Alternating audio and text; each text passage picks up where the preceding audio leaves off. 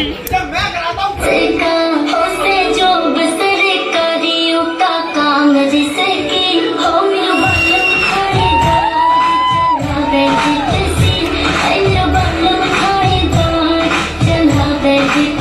चल बेटा, अब तुझे कोई नहीं बचा सकता। अब तू जाएगा सीधा हवालात। जी हाँ, एक सनसनीखेज खबर। एक गांव वाले को, हाँ जी हाँ, एक गांव वाले को खुलेआम शरेआम पुलिस ने धरना पहुंचा है खुले में शौच करते हुए। हाँ जी, क्या आप जानते हैं आपने कितना बड़ा अपराध किया है और आपको इस अपराध में बड़ी सजा मिल सकती है। अरे कैसा अपराध? कौन सी सजा? अरे भैया, हम तो बस सकिए थे। पूरा गांव गंदा कर रखा है। तुझे पता है पूरे जिले में सबसे ज्यादा बीमारियां हमारे इलाके में हैं। अब सांस नहीं आती, बस बांस आती है। चल बेटा, तुझ पर जुर्माना लगाऊंगा, वो भी पूरा 2000। अबे थानेदार, हम लाचार कहाँ से देंगे 2000? अपने आप आएंगे 2000। जब पड़ेगी डंडे की मार। चल। अरे भैया, इस सबके जिम्मेदार हम अकेले नहीं है, जितने हम सब जिम्मेदार हैं और हमसे ज्यादा जिम्मेदार है गाँव का सरपंच। अगर ऐसा है तो ठीक है, बुलाते हैं सरपंच को और पूछते हैं उससे सीधे सवाल।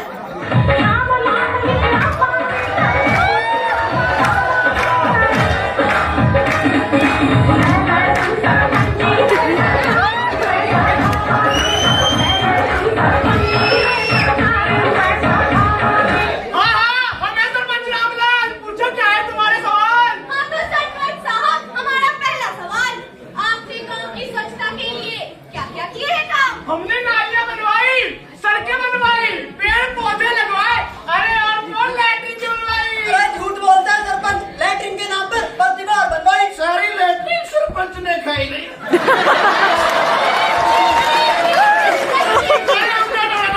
वो तो पीछे से ही ना आई। और हाँ भैया, सारा का सारा फर्क सरकार और पंचायत का नहीं। हमने तो कितने नारे भी लिखवाए, गंदगी मत फैलाओ, खुले में शौच के लिए मत जाओ। एक नारा तो मुझे भी याद है, गधे के पूत यहाँ मत पूछ। और इनको हम पर लगाते हैं। अरे तो वहाँ तो गधे के पूत को मूतने से मना किया था, हम तो इंसान के पूत हैं।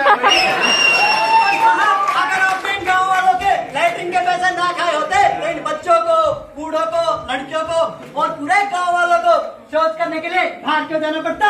तो देखा आपने, गांव वालों का सीधा आरोप है कि सरपंच ने गांव की स्वच्छता के लिए आए हुए पैसों का दुरुपयोग किया है।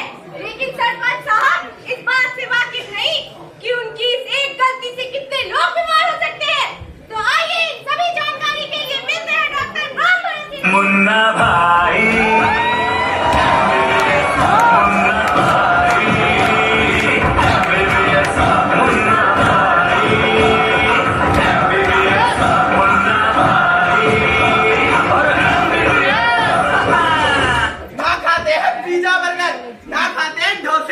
भैया हमें डॉक्टर राम भरोसे।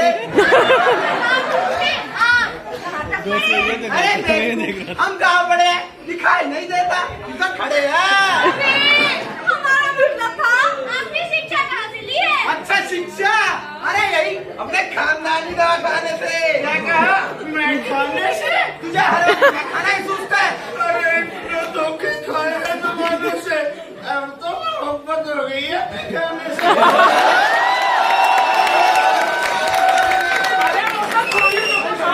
आप तो ये बताइए कि खुले में शौच जाने से और स्वच्छता न रखने से क्या बीमारियां फैलती है, और इसके लिए हम कैसे जिम्मेदार हैं भला? ये जो तुम सुबह सुबह लोटा लेके अपना मोटा पेट खुले में हल्का करके आते हो ना, सारी बीमारियां वहीं से तुम्हारे खाने पे आती हैं। वो कैसे? अरे भैया, खुले में शौच जाते हो, गंदगी फैलाते हो, मक्खियां उसी गंदगी पे बैठती है और फिर वही मक्खियां आके तुम्हारे खाने में बैठती है और एक मक्खी अपने साथ बहुत सारा मल छोड़ जाती है। छी छी, I don't like it।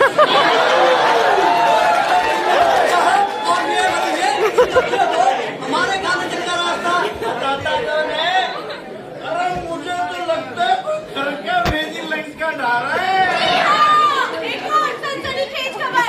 लगता है गाँव में है कोई विभीषण जो गाँव का अन्न खाता है और दुष्ट मक्खियों को रास्ता बताता है। अरे मूर्खो, पहाड़ में लगी आग को मत देखो, अपने पैरों तले देखो। अरे तू तो मेरे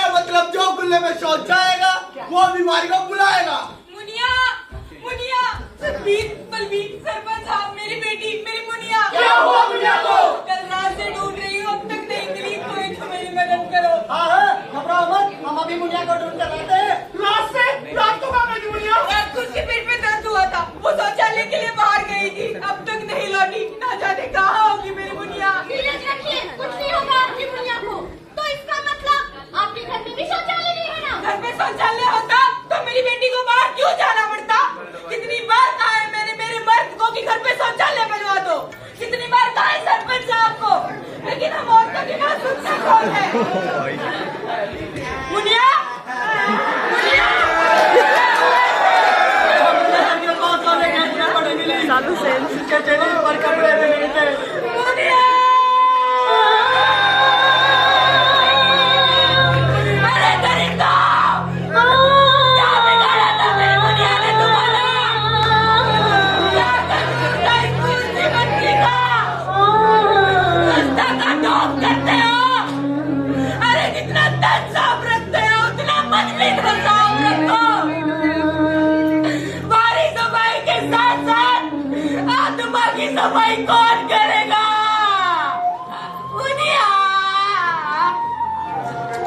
मैं पूछती हूँ आप सबसे, क्या ये है गांधी जी के सपनों का भारत?